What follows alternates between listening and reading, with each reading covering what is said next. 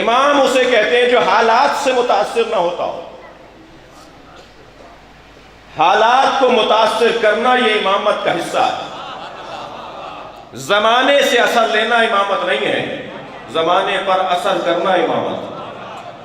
بھائی میں اور آپ جس دروازے پر بیٹھے ہیں وہ زمانے کو موڑ کر نہیں دیکھتے ہیں، موڑ کر دیکھتے ہیں. اپنے حق میں تبدیل کرو حالات کو، اپنے نظریے پر تبدیل کرو انہی حالات کو، انہی برے حالات میں رستہ نکالو. رخ بدل کے دیکھو، زاویہ تبدیل کر کے دیکھو، تمہیں کچھ اور نظر آنے لگے گا. جب پریشانیاں گھیرنے لگیں، جب الجھنیں بڑھنے لگیں تو گھر نہ بیٹھو، کوئی کونا نہ پکڑ لو، بلکہ دیکھو کہ اسی پریشانی میں رخ کوئی اور بھی ہے جس سے میں اپنے مفاد میں اور اپنی حیات کا ذریعہ قرار دے دوں. یہ ہے روش سیرت اہل بیت کی.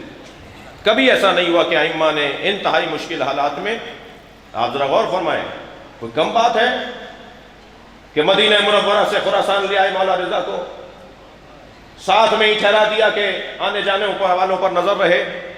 روزانہ امام کی کرسی لگائی جاتی تھی کہ آپ یہاں تشریف فرما ہوں گے. ظاہری طور پر اس وقت کا شیعہ ایک تعداد تھی جو یہ کہہ رہی تھی کہ یہ کیا ہوا، لیکن کچھ ہی دن بعد کھل گیا ان کے اوپر کہ امام وہ نہیں ہے جو حالات سے متاثر ہو. امام نے اسی دربار کو مدرسہ بنا دیا. اسی دربار میں بیٹھ کر مولا رضا نے جو مناظرے کیے ہیں دہریوں کے ساتھ، ملحدوں کے ساتھ، مخالفوں کے ساتھ، ایک تاریخ ہے، پورا ایک علم کا سمندر ہے جو امام رضا نے اسی دربار میں بیٹھ کر بہایا ہے. یہ حالات سے متاثر نہیں ہوئے. یہی کیفیت کچھ امام علی نقی کے زمانے کی ہے. جس امام کا نام نقی، جس کا لقب نقی ہو، نام تو علی ہے، نقی نقاوت سے ہے، طہارت سے ہے، اخلاص سے ہے، خلوص سے ہے. کسی چیز کا نتھر کر نکل کر خالص ہو جانا اسے نقاوت کہا جاتا ہے.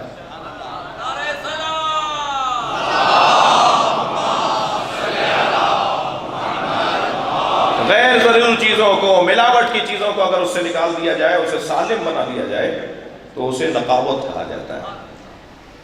بہت چاہت کہ کسی طرح کوئی بال برابر بھی دھبا ان کے کردار پر آ جائے، مگر یہ ہے نقی.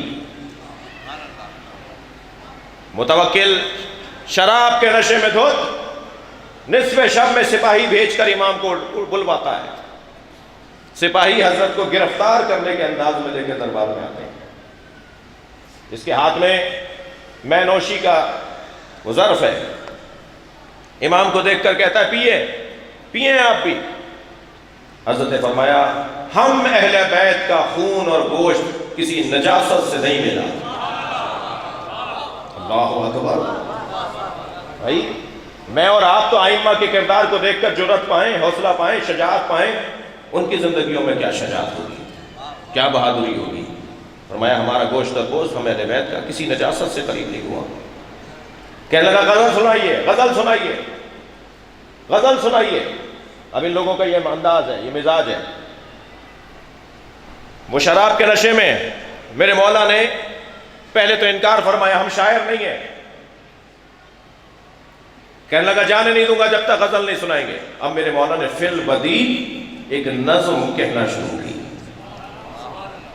جی کوئی 14 اس کے اندر شعر ہیں، کوئی کہہ لیجئے کہ کوئی 28 اس کے اندر مصرے ہیں جو امام نے اس وقت فی البدی کہنا شروع کیے. اور جیسے جیسے امام کے اشعار بڑھتے جا رہے تھے ایسے ایسے اس پہ کب کبھی تاری ہو رہی تھی. اور ایک ایسا وقت آیا کہ اس کے ہاتھ سے وہ شراب کی بوتل چھٹی، زمین پر گر کے تڑپنے لگا اور آواز دے کر سپاہیوں کو بلایا، لے جاؤ انہیں واپس پہنچا کر آؤ. ان اشعار میں سے ایک شعر سن لیجئے آپ ذرا. سناؤ. حضرت فرمایا باتو علی القلل، باتو علی قلل الجبال تحرسهم. سلوات پڑھیں ذرا محمد و آلہ.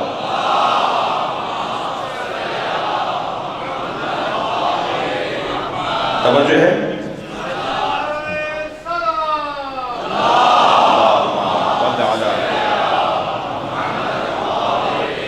باتو علی قلل الجبال تحرسهم.